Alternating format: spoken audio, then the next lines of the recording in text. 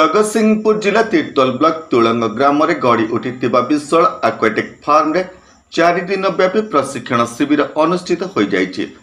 ए शिविर देशी चूना माछर प्रजनन और यार चाष प्रणाली विषय आलोकपात करा जायतिला। ए कार्यक्रम रे बांग्लादेश रु आसीतिबा सरकारी ऑफिसर मत्स्य चाषी और विश्वविद्यालय प्रोफेसर मानक समेत 9 जन जोग देइतिले। सेमानकु ए चूना माछर प्रजनन पद्धति विषय ज्ञान प्रदान करा जायतिला।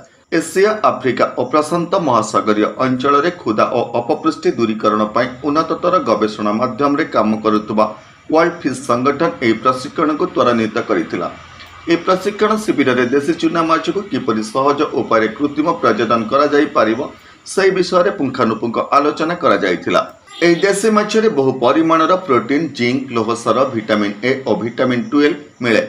यह खाइबा द्वारा गर्भस्थ शिशुर मस्तिष्क और शारीरिक उन्नत होता है।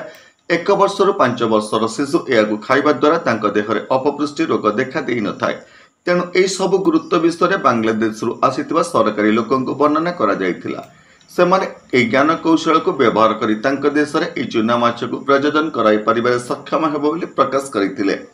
ए शिविर रे world fish project coordinator doctor Saurabh Dubey मुख्य अतिथि भाव जोग देइथिले एवं तांक सहित वर्ल्ड फिश टेक्निकल कोऑर्डिनेटर रश्मि रंजन दास और कल्पजित गोगाई प्रमुख जोग दे प्रशिक्षण शिविर को सफल रूपायन देइथिले।